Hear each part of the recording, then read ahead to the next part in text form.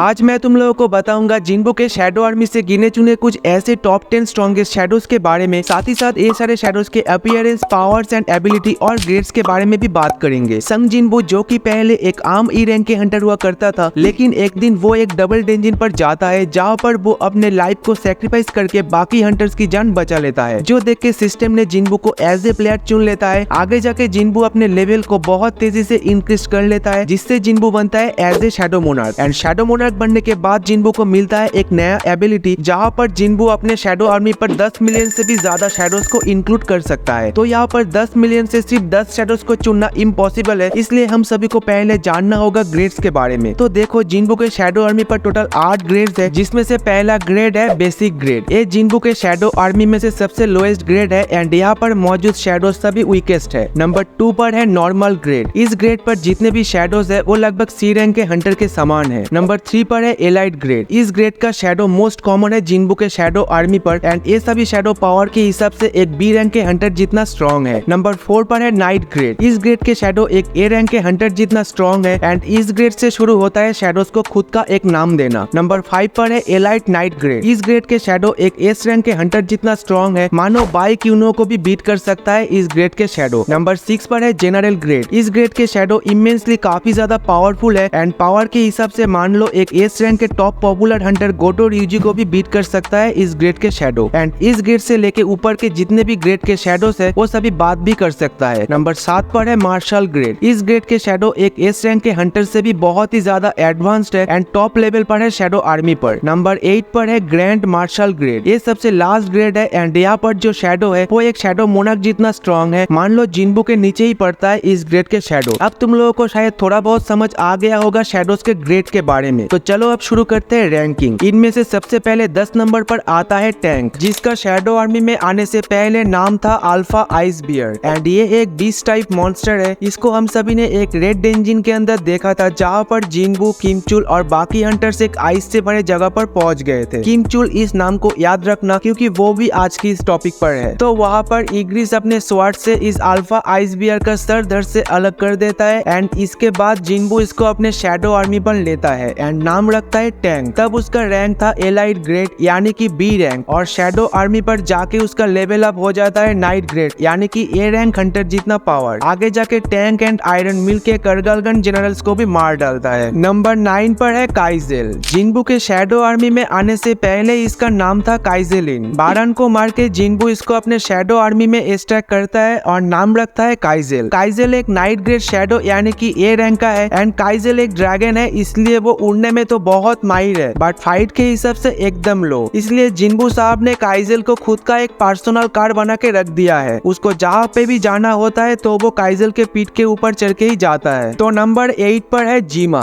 जिन्बू के shadow army में आने से पहले इसका नाम था नागा। अजिन guild and knights guild collaborate करके एक ए रैंक के गेट पर जाता है, जहाँ पर जिन्बू मिलता है बॉस नागा यानी कि जीमा से। जीमा ह्यूमनॉइड एंड स्नेक टाइप का है एंड वहाँ पर जिन्बू इसको मार के अपने शैडो आर्मी पर एक्सट्रैक्ट करता है। जीमा शैडो आर्मी में जाने के पहले से ही एलाइट नाइट ग्रेड पर था और शैडो आर्मी में जाने के बाद भी वो एलाइट नाइट ग्रेड यानी कि एस रैंक का ही शैडो रहता है। बात करें इसके एबिलिटीज की तो जीमा का स्किन काफी ज्यादा हार्ड है, जो जीमा को एक शील्ड एंड आर्मर रिप्रेजेंट करता है, जिससे जीमा को डिफेंस में लड़ने में मदद मिलता है। और हाँ, जीमा अपने बॉडी साइज को छोटा बड़ा भी कर सकता है। नंबर 7 पर है आयरन। ये और कोई नहीं, ये है किमचुल का शैडो, जिसका नाम मैंने तुम लोगों को कुछ वक्त पहले ही कहा था। ये बंदा भी शैडो बना उसी रेड डेंजिन पर जहाँ पर अल्फा आइस बियर को मारा था जिन्बू ने। उस रेड डेंजिन के अंदर जिन्बू जब अपने शैडोज को लेके आइस एल्फ से लड़ रहा था, तब अचानक किमचुल पीछे से जाके जिन्बू को मारने की कोशिश करता है, पर जिन्बू वो देख लेता है एंड इग्रिस को समन करता है एंड इग्रिस आके कुछ ही सेकंड में किमचुल को मार डालता है और तब जिन्बू किमचुल के शैडो को एक्सट्रैक्ट करके नाम देता है आयरन। किमचुल शैडो आर्मी में जाने से पहले ए रैंक के हंटर हुआ करता था। इसके बाद वो शैडो आर्मी पर जाता है, जहाँ पे उसका लेवल इंक्रीज होके होता है एलाइट नाइट ग्रेड यानी कि एस रैंक। बात करें इसकी एबिलिटीज की तो इसके पास है enhance strength, regeneration, shout of provocation and shout of provocation पर है किमचुल के टॉन्टिंग स्किल, जो दूसरे ओपोनेंट को बिना सोचे समझे लड़ाई करने में मजबूर कर देता है। नंबर 6 पर है ग्रीट, जो कि होंगडोंगसू का ही शैडो है। शैडो आर्मी में आने से पहले ये एक एस रैंक का हंटर हुआ करता था और शैडो आर्मी में आने के बाद इसका जनरल ग्रेड मिलता है, जो एक एस रैंक की समझ लो। डोंगसू को चाहिए था बदला जिन्बू को मार के, क्योंकि जिन्बू के हाथों उसका बड़ा भाई मारा गया था, बट बेचारा खुद ही जिन्बू के हाथों ही पेला जाता है। एंड जिन्बू डोंगसू को अपने शैडो आर्मी पर एक्सट्रैक्ट करके नाम रखता है ग्रिड। इसके एबिलिटीज है एनहांस स्ट्रेंथ, रीजनरेशन, कन्वर्सेशन। क्योंकि डोंगसू एक जनरल ग्रेड का शैडो है, इसलिए वो बात भी कर सकता है, लेकिन किसी भी बात कहने से पहले ग्रिड जिन्बू से परमिशन लेके ही करता है। नंबर 5 पर है टास्क, जो कि हंटर गिल डेंजिन का बॉस था